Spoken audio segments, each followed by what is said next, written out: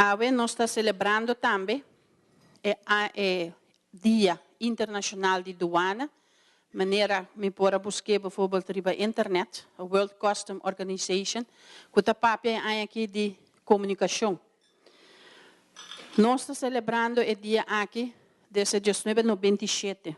Doaneiro não está bem junto, tempo arriba, junto com o Corsão, Boneiro, nós estamos visitar outro. Essa aqui, pouco a pouco, aqui da vai atrás. Pouco a pouco, nós estamos vendo outro. Comunicação. Essa aqui também é uma parte de comunicação. Comunicação não está com colega onde me só. Comunicação está com o chefe. Comunicação com o leading. Agora que não comunicação com o management team. E por último, comunicação com o minister. E também vice-versa. Sindicato também que mira a comunicação de minister para trabalhador, de management para trabalhador, sindicato para minister e vice-versa. Não me está olvidar que o douana é um departamento que está 13 e meio para assinar governante, governo por cumprir com sua obrigação. Mas também nós queremos trabalhar de uma maneira sana e com segurança. O último ano é o enfoque do Dia Internacional de Aduana a passar mais tanto de uma direção de pôr festa. Antes sei, eigenlijk não tem a intenção de Dia Internacional de Douana.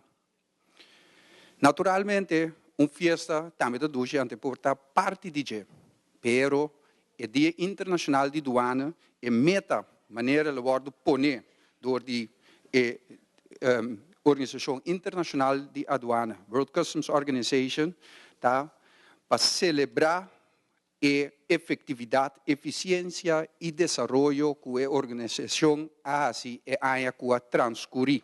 Nós temos a aprovação de parte do ministro para a direita e mobile containers can e não também tem diferente palabração também com a pessoa que tem que sorpa e parte e nós está premirar que aqui o Luna é lota full operacional trobe anto nós introduzir back de nosso processo aduanal.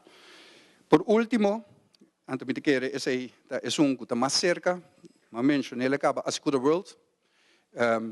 O time está aqui também, que chamam danke especial também, mirando que é lota vai estar possível para fazer operacional entrante e promessa de fevereiro.